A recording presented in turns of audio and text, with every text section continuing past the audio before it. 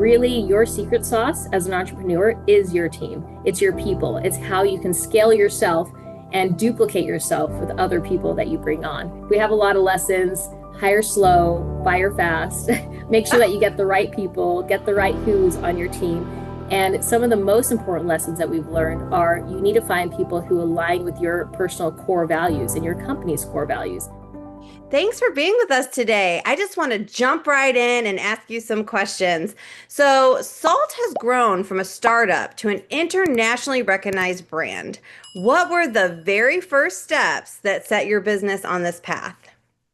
Oh, that's such a great question. So first of all, I come from a technical writing background. I did real estate. This was my first time really doing e-commerce. And it's really, as an entrepreneur, you recognize a gap in the marketplace and you realize that you can fill that. And so my journey was the same. So I actually come from Latin heritage. My mom was from Argentina and my husband was from Venezuela. So I was speaking to his aunt there, and she was describing how difficult the situation was in Venezuela to get any personal care products. Because of such disruption in supply chain, because of political dictatorship and hyperinflation. And so as I was looking into reusable products to be used in Venezuela, I was introduced to period cups and discs and period underwear for the first time as a woman in my 30s. And I thought, where have these been my whole life? How come I didn't know these existed? They're higher performing products. They're more convenient, more comfortable, better for our bodies and the environment. And I just thought, where have these been my whole life? And so as I started using the products, I realized there's a gap in the marketplace for really well-made premium products that are US made and well sourced and so forth. I also have 6 children. 5 of them are daughters. So I was thinking, I want my daughters to start their period care journey with good, sustainable products that are also healthy for them. And so that's what really got me started. And the first steps was really just, I had never done anything that required, liquid silicone injection molding or an apparel product. And it was kind of starting from stupid and just jumping in as a mom, wanting something better, in the marketplace and saying, how do I do this?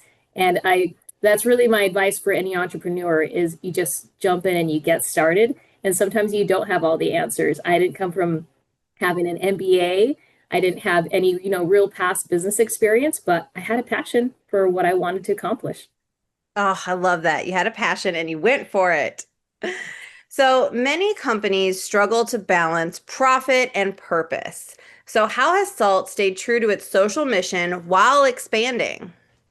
Yeah, so this was a big one for me. It's really my why I get up every morning and do this business. And it's because I realized as soon as I started using these reusable products that the situation my aunt experienced in Venezuela actually applied to over 27% of the world. So a quarter of the world lives in period poverty, which means they lack access to clean and accessible period care products. What that really means is that as soon as a girl starts her period and she doesn't have anything to take care of herself, she drops out of school because she isn't able to go to school if you have the fear of leaking out, right? Yeah. And when I realized that something as small as a menstrual cup or basic as a pair of underwear could keep girls in school, could keep women providing for their families, it would literally break cycles of poverty for generations. And we said, this is something we have to stand behind. So that's why we became a certified B Corp, developed a 1% social impact mission to give our products across the world. So since our launch in 2018, we're 7 years old, we've donated over 150,000 products in 50 countries now. So it is, there's so much that we do with our purpose. So we're true to that mission. And then we inherently also are good for the environment. Our products divert so much waste. And so we're also the first period care brand to certify as plastic negative, which means that we remove twice as much waste from the environment as we produce in our supply chain. So there's a lot of things that we do that's just a commitment to corporate social responsibility. Oh, that is truly incredible. Well done. Oh, I love hearing that. So what are some of the biggest challenges that you faced in product development and supply chain, and how did you overcome those? Yeah, so much so. Like I said, I didn't know anything about, creating these products when we first started. And so it was a lot of learning, a lot of researching, a lot of accessing good consultants who could help us. So there are 2 very different products. A silicone product and an apparel product are very different lines. And that was one of the biggest challenges, is it actually felt like starting 2 different companies. And so we first launched with our cups and our discs, and then it took us 3.5 years to develop our period underwear. And they're both very, very different processes and supply chains. The cups and discs are US made, and there's not a lot of apparel manufacturers here in the US.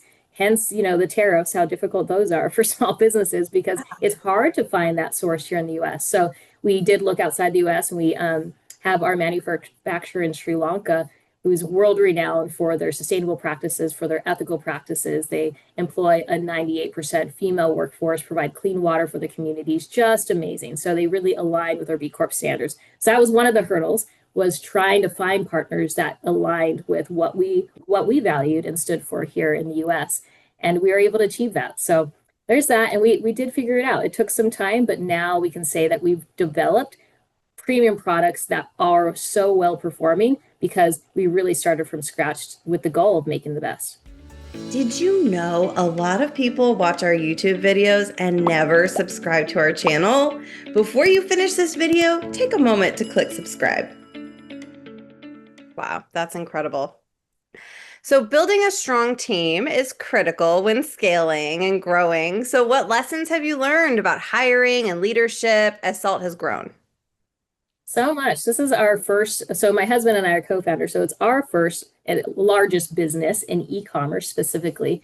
And so we have about a 40-person team, and there's a lot of lessons. Really, your secret sauce as an entrepreneur is your team. It's your people. It's how you can scale yourself and duplicate yourself with other people that you bring on. And, we have a lot of lessons. Hire slow, fire fast, make sure that you get the right people, get the right who's on your team. And some of the most important lessons that we've learned are you need to find people who align with your personal core values and your company's core values. So we have a set of 5 core values. Some of them are being devoted to the customer, having great presentation in our brand, because brand is everything for us, and also presentation just as a person, professionally, what you do. We're also, one of our core values is being invested in people, because as a B Corp, your shareholders are not just, those who are on your board or, those who have equity in your company. Your shareholders are also people and planet. And so this means all the partners you work with, our charter partners, our supply chain partners, and so forth. And so everything that we do and every decision we make, we run through the filter of people and planet. Is this good for people? Is this going to be good for our planet, as well as our shareholders and for profit, right? So it's that triple P bottom line approach. So you have to find the people who are aligned with that. So yeah, a lot of learnings that we've had with hiring.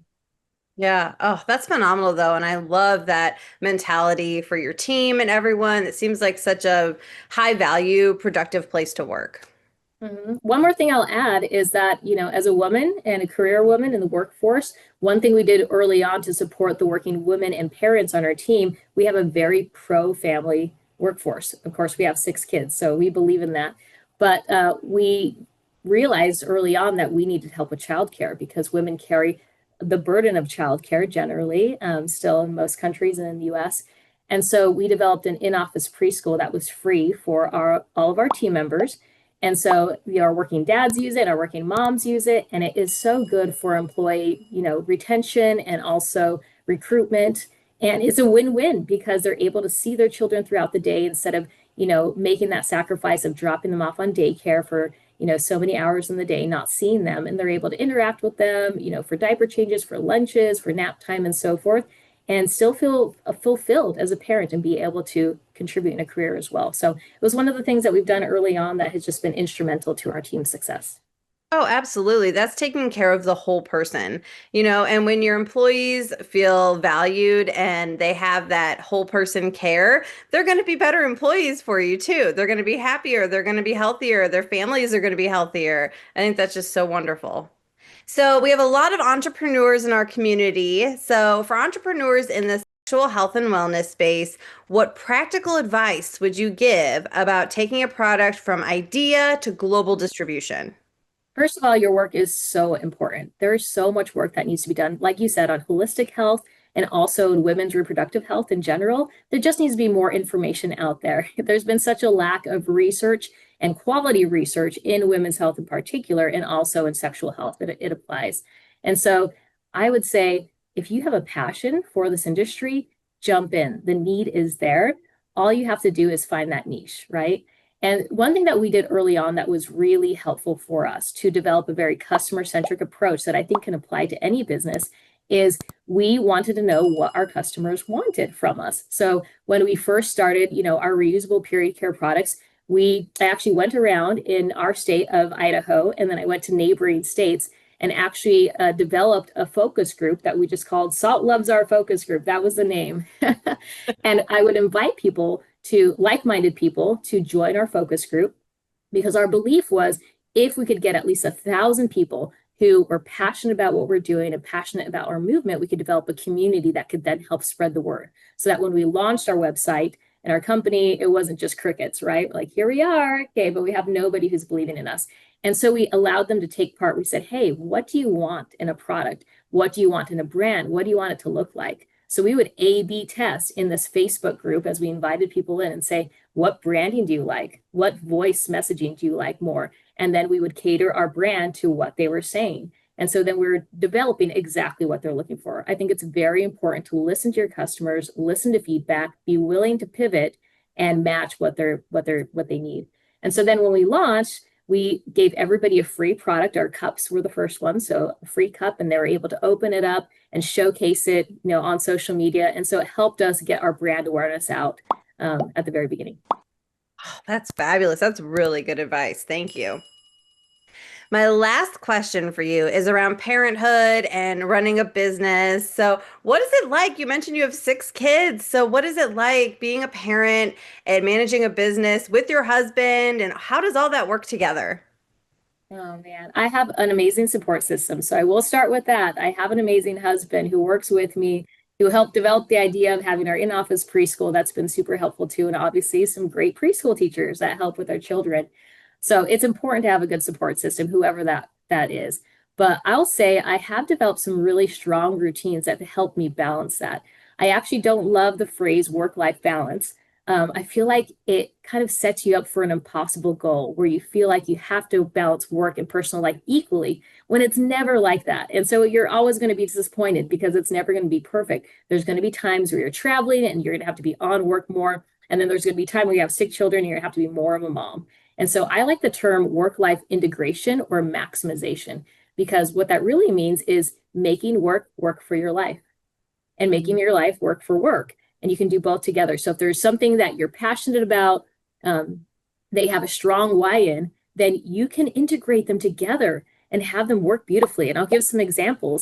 We have an amazing charity mission. When we went to Nepal for the first time to visit our charity partner there, we took our 3 oldest children with us and had them help us even teach the classes there. We also took them to Sri Lanka to go visit our supplier. And I remember our supplier was just like, are you sure you're going to bring all these children with you?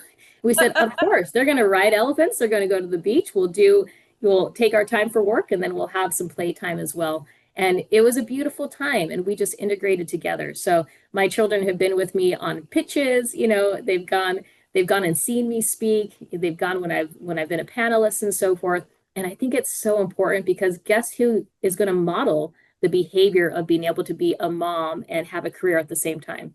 Well, it's coming from the parent. So if we can't model that ourselves for our children, then, how else will it be done? So it's a beautiful way to live.